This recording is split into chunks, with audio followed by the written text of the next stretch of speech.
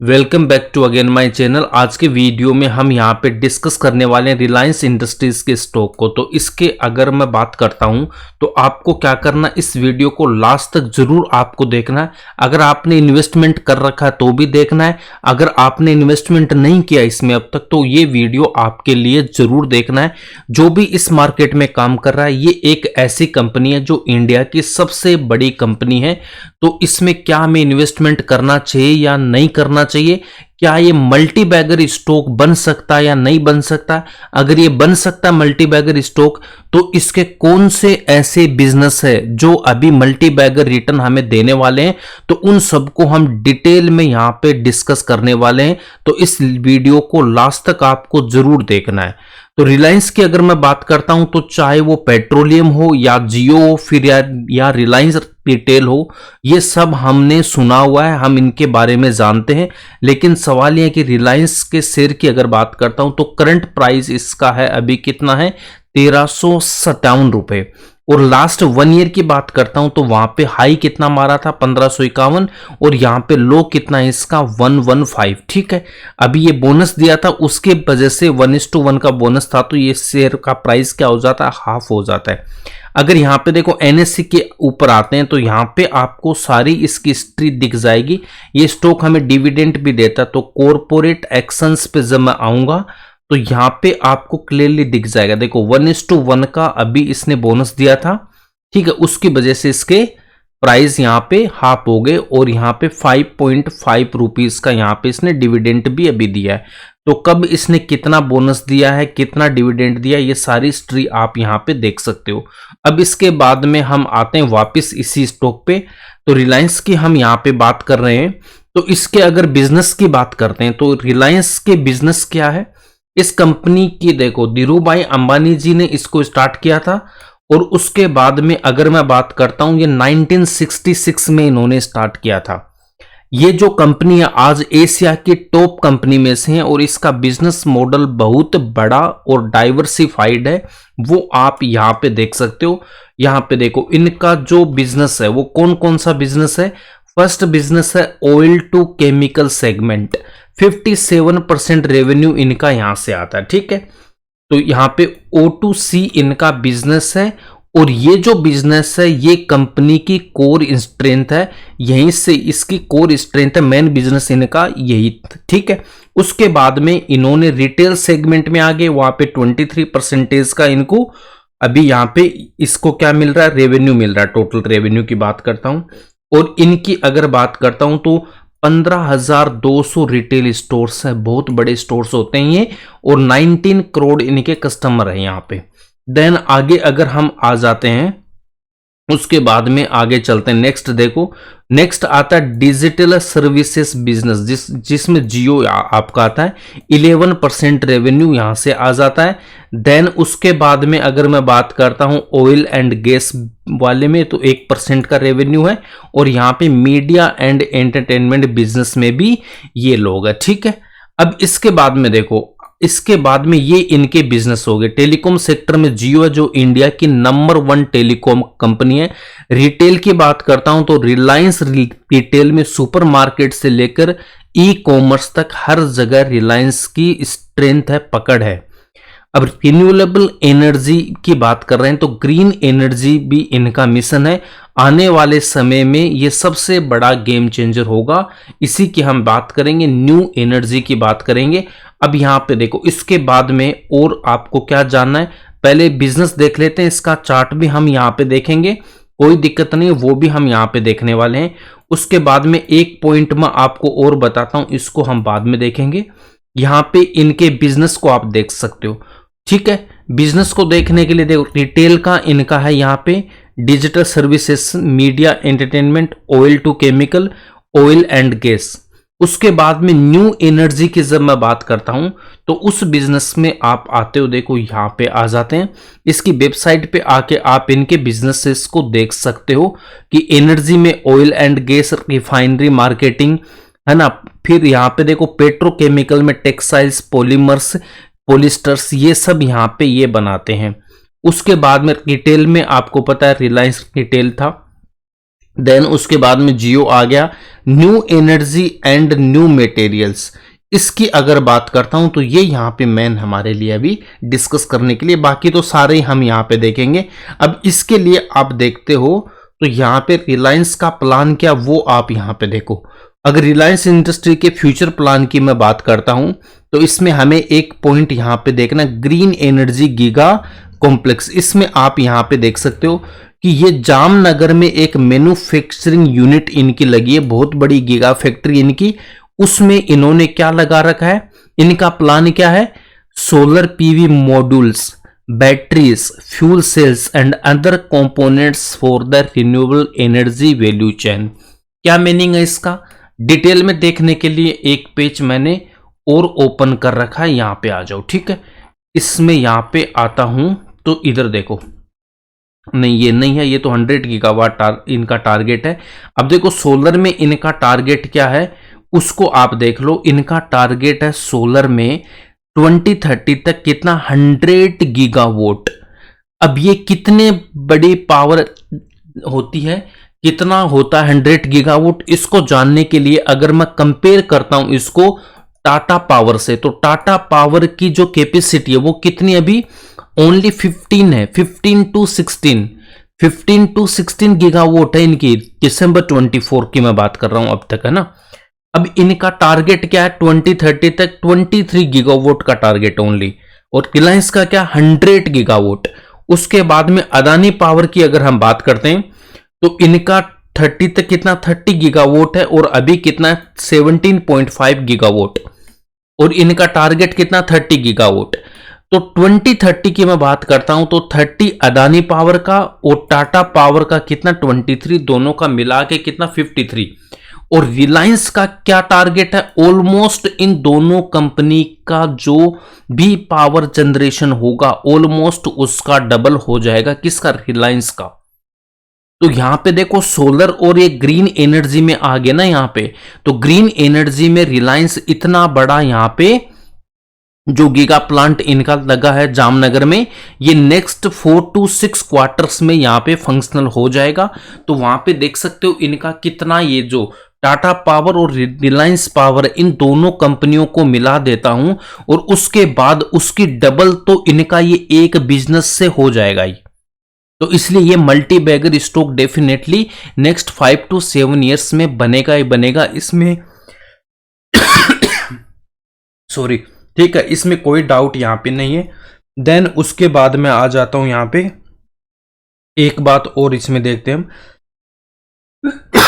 हम सॉरी, यहां पे देखो इसमें क्या करना है। अब जो जामनगर में इनका जो प्लांट लगा है ना, जो फैक्ट्री लगी गीगा फैक्ट्री जो, उसमें देखो यहां पे क्या क्या मैन्युफैक्चर होगा इनके द्वारा। यहां पे देखो ये जो गीगा फैक्ट्रीज में ना, यहां पे सोलर पीवी, मतलब कहने का मतलब ये है कि जब भी ये सोलर पैनल बनेंगे इसमें जितना भी मटेरियल यहां पे लगने वाला है वो कहीं से बाहर से परचेज नहीं करना पड़ेगा। इनकी जो कंपनी है वहीं पे ये सारे मटेरियल खुद ये यहाँ पे डेवलप करेंगे, मैन्युफैक्चर करेंगे, और कहीं से भी इनको बाहर से नहीं लेना पड़ेगा, चाहे वो बैटरी हो या बैटरी पैक्स हो, बीईएस हो। उसके बाद में यहां से देखो ये होगा यहाँ पे, ठीक है, तो सारे यहाँ पे हो जाएगा इनका। और ये मैन्युफैक्चरिंग में क्या करें, कंप्रेस्ड बायोगैस और यहां से ये हाइड्रोजन, ग्रीन हाइड्रोजन ये प्रोड्यूस करेंगे। अब इस हाइड्रोजन का यूज कहां पे होगा, इस हाइड्रोजन के यूज की बात कर रहा हूं तो ग्रीन अमोनिया और ग्रीन मेथेनॉल, और इसका जो यूज होगा वो आपका सस्टेनेबल एविएशन फ्यूल्स में होगा, जो एरोप्लेन वगैरह में आ रहा ना। तो ये सारे इनके यहां पे हो जाएंगे। तो कहने का मतलब है जो न्यू एनर्जी या ग्रीन एनर्जी का इनका बिजनेस है, तो यहां पे ये इतनी बड़ी फैक्ट्री यहां पे इन्होंने डाल रखी है कि इनकी जितनी भी नीड्स होगी वो इन्हीं के द्वारा पूरी होगी। और हो सकता है डोमेस्टिक डिमांड जो भी है इंडिया में उनको भी ये सप्लाई करेंगे, और इंटरनेशनल में भी ग्रीन एनर्जी की बहुत ज्यादा डिमांड है, तो हो सकता है इनका एक्सपोर्ट इंटरनेशनल लेवल पे भी अच्छा खासा बढ़ेगा। रिलायंस है, इनको बिजनेस करना आता है। धीरूभाई अंबानी जी ने 1966 में स्टार्ट किया था, तो ऑलरेडी इनके जो बिजनेस है सारे के सारे बिजनेस यहाँ पे सक्सेसफुल है, तो इनको अच्छा खासा बिजनेस करना यहाँ पे आता है। और गवर्नमेंट से भी इनकी अच्छी खासी, मतलब कोई भी अगर प्रॉब्लम होती है तो ये आराम से, इनके पास इतनी पावर है कि ये गवर्नमेंट के साथ बैठ के अपनी बात उन तक पहुंचा सकते हैं इजीली। ठीक है, तो यहाँ पे ये सारे इनके पॉइंट्स है, तो यहाँ पे डेफिनेटली ये मल्टी बैगर स्टॉक बनेगा। उसके बाद में और इसमें क्या इंफॉर्मेशन हमें लेनी है, ये सारे पॉइंट्स यहाँ पे क्लियर हो चुके हैं। बाकी और इसमें कुछ बिजनेस में मुझे क्या बताना है यहाँ पे, बाकी इसकी वेबसाइट पे जाके आप एक बार और देख लेना ना, इसकी वेबसाइट पे आना और 1 बाय 1 इन पे यहाँ पे क्लिक करके पूरी डिटेल आप यहाँ पे ले लेना। तो इनका बिजनेस मैंने बता दिया। क्या ऑयल और ये गैस, इनके देखो O2C जो बिजनेस है इनका, इस बिजनेस की डिमांड हो सकता है इन फ्यूचर कम हो जाए आने वाले टाइम है ना, ये ठीक है। ऑयल टू केमिकल्स, तो जब इनका काम क्या होता है, क्रूड ऑयल को यहां से लाते हैं कच्चे तेल को, और वहां से इनकी जो रिफाइनरीज है उनमें ये क्या करेंगे, वहां से ये पेट्रोल डीजल और जितने भी टाइप के उस पेट्रोलियम से जो भी प्रोडक्ट बनते हैं वो सारे बनते हैं, और उनको यूरोप और जिस भी कंट्री को रिक्वायरमेंट होती है वहां पे ये सेल कर देते हैं। तो रसिया से अच्छा खासा जो अभी जो कच्चा तेल आ रहा है उस पर टैरिफ वगैरह ट्रंप ये जो चल रहा है ना, तो उससे हो सकता है इनके बिजनेस पे थोड़ा सा इंपैक्ट टेम्परेरी आएगा, बट ये जो भी कहीं ना कहीं है ये अपना रास्ता निकाल लेंगे, कोई दिक्कत नहीं होगी। हो सकता है शॉर्ट टर्म में थोड़ी बहुत दिक्कत आए, बाकी लॉन्ग टर्म में यहाँ पे किसी भी स्टॉक पे कोई प्रॉब्लम होने वाली नहीं है।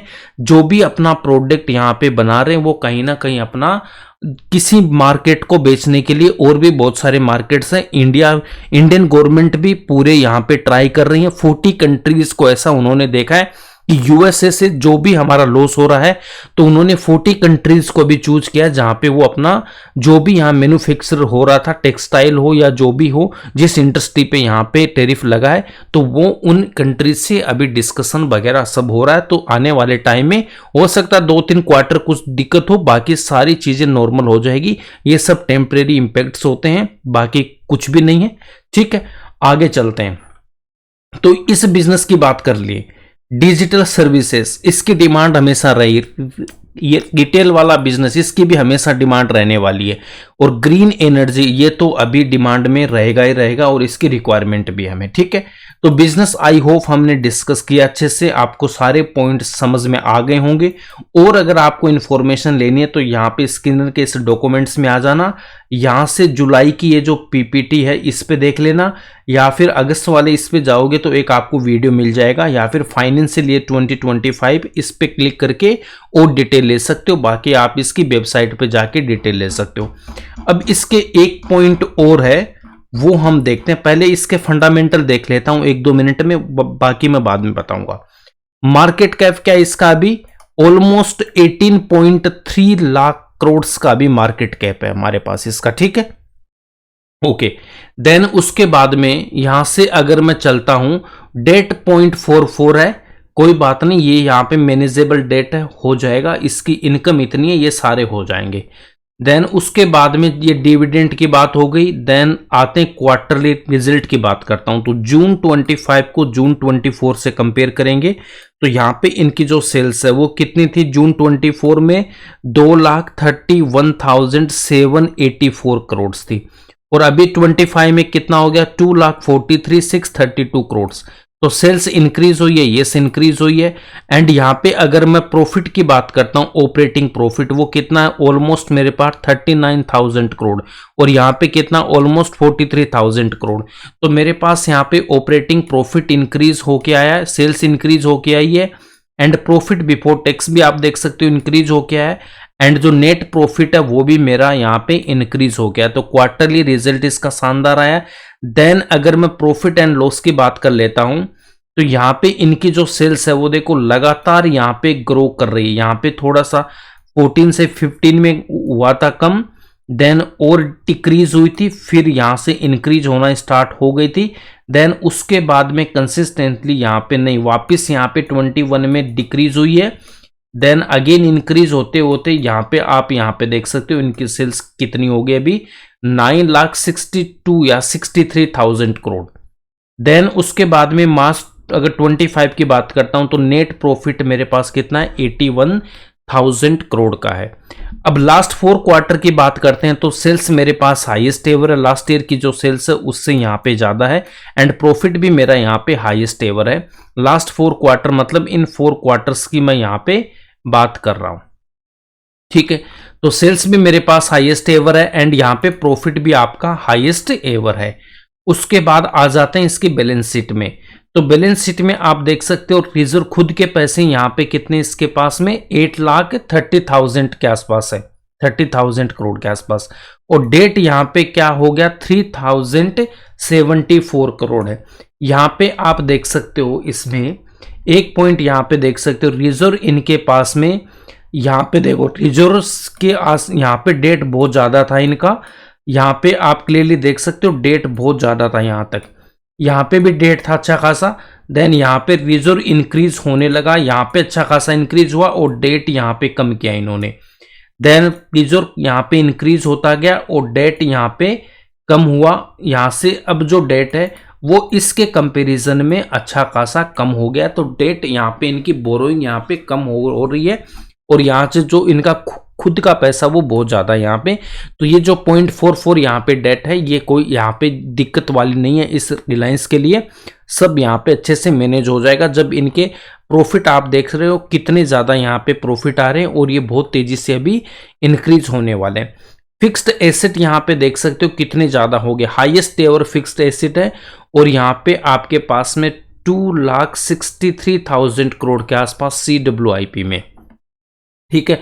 तो फिक्स एसेट यहाँ पे जैसे ये इंक्रीज हो जाएंगे, सारे ऑपरेशनल होंगे, तो यहाँ पे सेल्स इंक्रीज होगी तो प्रॉफिट भी यहाँ पे इंक्रीज होना ही होना है।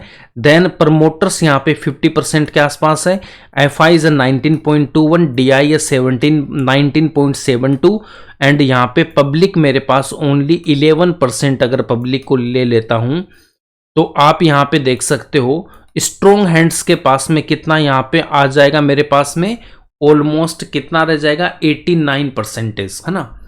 तो 89% यहाँ पे स्ट्रॉन्ग हैंड्स के पास है, तो स्ट्रॉन्ग शेयर होल्डिंग पैटर्न है। देन उसके बाद में मेरे पास में यहाँ पे ऑल टाइम हाई एसेट्स है, ऑल टाइम हाई रेवेन्यू है, सेल्स है यहाँ पे ऑल टाइम हाई और क्वार्टरली रिजल्ट भी मेरा यहाँ पे शानदार है और इनके बिजनेस है वो ग्रो करेंगे, इसमें कोई यहाँ पे दिक्कत नहीं है।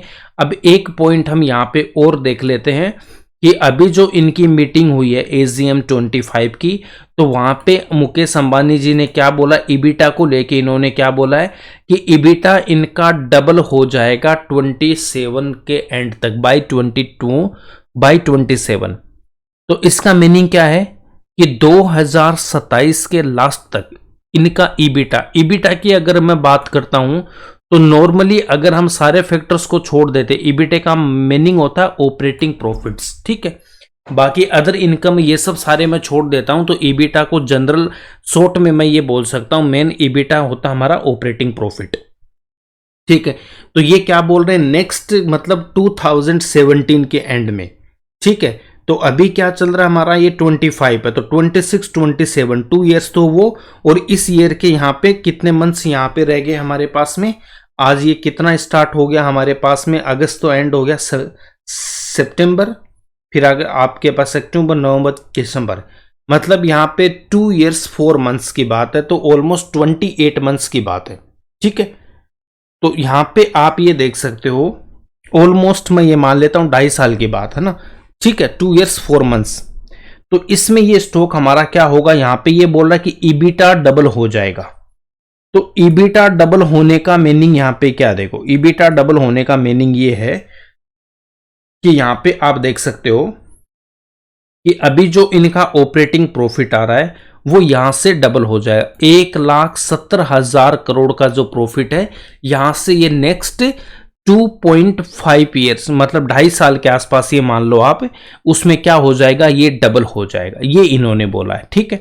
अब इसका मीनिंग क्या, देखो इसका मीनिंग अगर मैं यहां से देखता हूं कि जब मेरे पास में 14 में 35,000 था, यहां 37 था, यहां पे 41, ठीक है। तो इन 3 साल का अगर आप यहां पे देखते हो तो लगभग यहां पे सेम ही है, 35 से 41, और यहां से मैं देखता हूं ये 41 अगर मैं यहां से कंसिडर कर रहा हूं तो डबल क्या होगा 80 के आसपास, तो 82, तो ये देखो 84 कब हो गया 19 में हो गया। कहां से यहां पे देखो 16 से बात कर रहा हूं, तो यहां पे 3 इयर्स लगभग मेरा सेम रहा, फिर हल्का सा इंक्रीज हुआ और यहां पे इंक्रीज हो गया। तो यहां पे आप देख सकते हो 16 से लेके 19 में यहां पे डबल हो गया। तो प्रॉफिट भी मेरा यहां पे देख सकते हो 29 था और यहां से कितना हो गया, यहां पे 29 से 40 के आसपास हो गया ना, जो 24 था यहां पे प्रॉफिट 40 हो गया, तो डबल हो रहा है यहां पे। ठीक है, उसके बाद में आप यहां पे देख सकते हो देन उसके बाद 84 हो गया, 89, 80, तो ये यहां पे सेम सा रहा है नेक्स्ट 3 इयर्स के लिए 21 तक। देन यहां पे आप देख सकते हो 84, मतलब यहां पे 80 लेता हूं, ये ऑलमोस्ट एवरेज अगर मान लो यहां पे 80 लेता हूं, 80 का डबल कितना हो जाएगा 160, तो 160 हमारा कहां पे हो रहा है, तो यहां पे देख सकते हो आप 24 में। तो यहां पे आप देख सकते हो नेक्स्ट अगर मैं यहां पे देख सकता हूं 1 2 3 इयर्स, 3 या 4 इयर्स में यहां पे डबल हुआ है। तो अभी ये क्या बोल रहे हैं कि यहां से ये डबल हो जाएगा नेक्स्ट 2.5 इयर्स में। तो फिक्स्ड एसेट्स आप देख सकते हो 2000 की क्या था 24, तो 24 में मेरे पास में जो फिक्स्ड एसेट थे वो क्या है, उनको एक बार हम देखते हैं ना। तो जितनी भी कैपेसिटी होती है वो हमारा यहीं पे इंक्रीज हो जाता है। तो फिक्स्ड एसेट्स आप यहां पे देख सकते हो, तो इनके ऑल टाइम हाई है, कहां पे गया वो, यहां पे आते हैं देखो, यहां पे हो गया आपका 162 यहां पे है ना। तो फिक्स्ड एसेट यहां पे देख सकते हो मेरे पास में ये ऑल टाइम हाई है यहां पे, और यहाँ पे CWIP में भी अच्छा खासा पैसा ये पड़ा है। तो ये सारे जब ऑपरेशनल होंगे तो डेफिनेटली यहाँ पे इनका EBITDA 2 टाइम्स डबल होना ही होना है 2.5 ईयर्स में। ठीक है, तो ये सारे फंडामेंटल्स जो भी मेन पॉइंट्स थे हमने देख लिए। अब इसके चार्ट पे आ जाते हैं एक बार। तो देखो रिलायंस जैसा स्टॉक भी यहाँ पे अच्छा खासा कंसोलिडेट फेज में रहा था। देन यहाँ पे जब यहाँ पे इसका देखो 95 से लेके यहाँ पे आप देख सकते हो 2005 तक यहाँ पे अच्छा खासा कंसोलिडेटेड फेज में रहा था 10 इयर्स के आसपास। देन इस स्टॉक में रैली आती है तो कितना परसेंटेज का गेन दे देता है, ये ऑलमोस्ट यहाँ पे 12 टाइम पैसा बना देता है। उसके बाद में ये जो लाइफ टाइम हाई बना था यहाँ पे, कब ये आपका बना है हाई, यहाँ पे बना था कब Gen 8 में। उसके बाद में जो 2008 में जो मार्केट में क्रैश हुआ था उससे स्टॉक अच्छा खासा डाउन आया था। वहां पे कितना ये स्टॉक डाउन आया था, ऑलमोस्ट 80% तक डाउन, 70% डाउन आ गया था। ठीक है, अब यहाँ पे जो प्राइस था हमारे पास में दिसंबर 27 या Jan 28 में 2008 में जो मेरा प्राइस था वो कब आया मेरा लौट के यहाँ पे 2017 में। तो 10 इयर्स के लिए ऑलमोस्ट यहाँ पे अगेन इसने कोई रिटर्न नहीं दिया। और जब यहाँ से रैली आती है इस स्टॉक में, अगेन बॉटम से मैं पकड़ रहा हूं, तो ये कितना परसेंटेज का गेन दे जाता है मुझे, ये जो रैली आती है वो हमारे पास कितनी आ जाती है यहाँ पे 6 टाइम्स मेरा पैसा यहाँ पे बन जाता। ठीक है, तो ऐसे करके यहाँ पे देख सकते हो। अब ये जो इसका बिजनेस था, अब यहाँ पे जो बिजनेस इनका हो गया है, ये बिजनेस थोड़ा अलग हो गया। सारे बिजनेस हमने डिस्कस किए हैं। तो टॉप से स्टॉक आता है, फिर ऊपर जाता है, टॉप पे आता है, डाउन आता है, ऊपर जाता है, कभी 18%, 23, 15% डाउन आता है, कभी 24 डाउन आता है। अभी करंट प्राइस की मैं बात करता हूं तो ये जो आपका स्टॉक है लाइफ टाइम हाई से कितना डाउन आ गया ये मेरा स्टॉक, अभी अगर मैं बात करता हूं तो ये मेरा स्टॉक डाउन है 16% अभी भी डाउन है। ठीक है, ओके। अब इसमें ट्रेड कैसे करना वो देखते हैं। एक तो आपको क्या करना, लॉन्ग टर्म वाला पोर्टफोलियो आपको एक आपका होगा, अलग अकाउंट होगा जहां पे लॉन्ग टर्म के लिए शेयर रखते हैं हम। 5 to 7 ईयर्स के लिए इसको रखना है। 5 to 7 टाइम्स हमारा पैसा बनेगा, ऑन एन एवरेज 100% का गेन आएगा पर ईयर के हिसाब से। तो ये रिलायंस इंडस्ट्रीज यहाँ पे डेफिनेटली हमें ये गेन दे के जाएगी नेक्स्ट 5 to 7 ईयर्स में। 2030 तक की बात कर रहा हूं मैं, तो यहाँ पे आपको रखना लॉन्ग टर्म वाले में। ठीक है, ओके। अब दूसरा क्या करना, अभी मैंने एक वीडियो डाला था उसमें आपको पोर्टफोलियो में कितने स्टॉक्स होने चाहिए, कैसे एवरेज करना है, उस वीडियो को जरूर आप जाके एक बार देख लेना, आपको सारी चीजें समझ में आ जाएगी।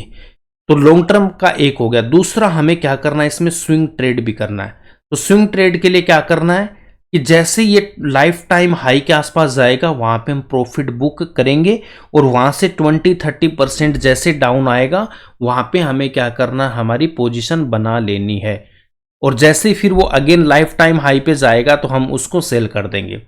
तो अगर मैं करंट सिनेरियो की बात करता हूं अभी, तो करंट प्राइस के हिसाब से अगर हम यहाँ पे देख लेते हैं इसको, तो इस स्टॉक में हमारे पास में देखो लॉन्ग टर्म के लिए आप यहाँ पे पोजीशन बना सकते हो, कोई दिक्कत नहीं है।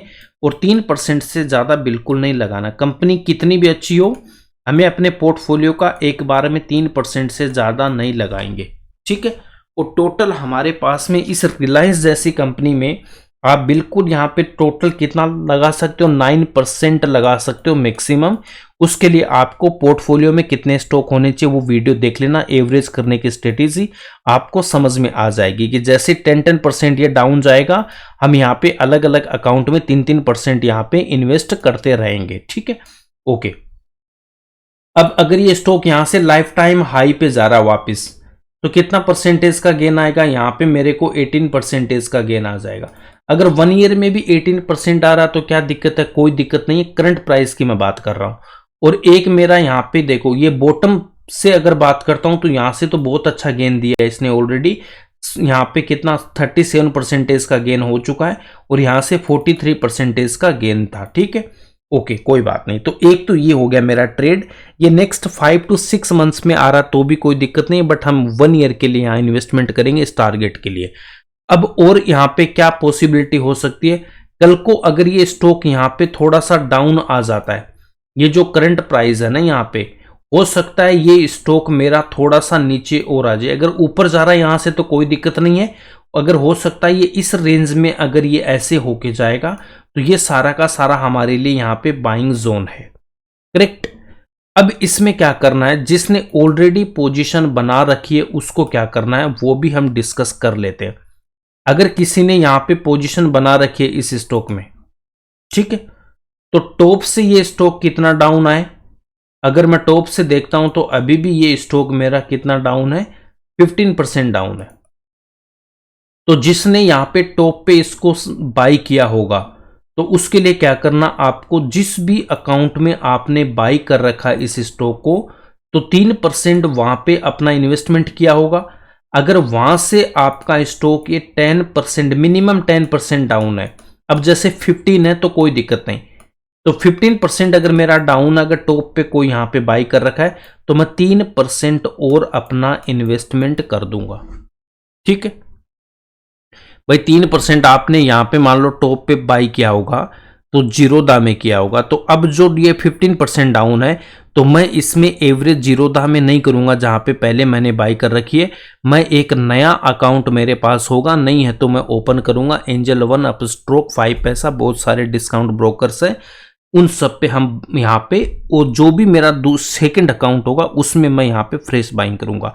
अब यहाँ से भी देखो ऐसा नहीं है कि ये बाई करते ये ऊपर जाएगा, हो सकता है यहाँ से भी अगेन ये डाउन आ सकता है, 10-20% तक अगेन ये डाउन आ सकता है, यहाँ पे कोई दिक्कत नहीं है, ठीक है। अगर ये इस रेंज में इतना डाउन आता है, ये हमारे लिए और अच्छी अपॉर्चुनिटी है। तो वहां पे जैसे ये फिर 10% डाउन आया तो 3% हम और लगाएंगे, वो किसी अलग अकाउंट में लगाएंगे। तो ऐसे करके हमें यहाँ पे इसमें बाई करना, और टारगेट हमारा ये लाइफ टाइम हाई रहेगा ट्रेडिंग वालों में। और लॉन्ग टर्म वाले के लिए हमें क्या करना है, हम वेट करेंगे नेक्स्ट 5 ईयर्स के लिए, जो भी हमारा टारगेट होगा उस समय देखेंगे कितना टारगेट इनका 2030 तक होता है, क्या रहता है सिनेरियो, उसके बाद हम और इसको डिस्कस यहाँ पे करने वाले हैं। डेफिनेटली एक मल्टीबैगर स्टॉक है, अच्छी खासी कंपनी है और इसका वेल डाइवर्सिफाइड पोर्टफोलियो है, खुद का बिजनेस ही इतना अच्छा है, हर सेक्टर में शानदार इनके बिजनेस है जो भी हमने डिस्कस किए, और ये ग्रो करेंगे ही करेंगे, ठीक है। तो ये इस पे मेरा डिटेल व्यू था। आई होप आपको समझ में आया है, बट आपको सारी रिसर्च करने के बाद ही इन्वेस्टमेंट करना है। जो भी मैंने इसमें इंफॉर्मेशन दी है, बाकी मैंने जहां जहां से आपको बताया उन सारे डॉक्यूमेंट्स को अच्छे से रीड करने के बाद आपको अपनी पोजीशन यहाँ पे बनानी है कि होल्ड करना नहीं करना, बाई किया है तो एवरेज करना है कि नहीं करना है, या अब तक इन्वेस्टमेंट नहीं किया तो आपको करना है या नहीं करना, वो आपका डिसीजन होना चाहिए। बाकी कंपनी शानदार है और अगर आप इस स्टॉक मार्केट में हो तो ये कंपनी में इन्वेस्टमेंट आपको ज़रूर करना चाहिए। ठीक है, कोई रिकमेंडेशन नहीं है मेरा ये, बट फिर भी ये इतनी शानदार कंपनी, इतना अच्छा इनका बिजनेस है, तो डेफिनेटली आपको इस पे विचार जरूर करना चाहिए। ठीक है, तो इस तरह से हमें ऐसी कंपनियों में ट्रेड करना होता है। ओके, तो आई होप अगर आपको वीडियो अच्छा लगा तो लाइक करना, शेयर करना और ज़्यादा से ज़्यादा इस चैनल को सब्सक्राइब करना है और अपने दोस्तों के साथ शेयर करके खुद को भी सब्सक्राइब कर लेना इसको। मिलते हैं नेक्स्ट वीडियो में एक नए स्टॉक के साथ। बाकी प्लेलिस्ट में जाके आप देख सकते हो, बहुत सारे स्टॉक्स है जहाँ पे अभी भी अपॉर्चुनिटी बनी हुई है। Thanks for watching this video.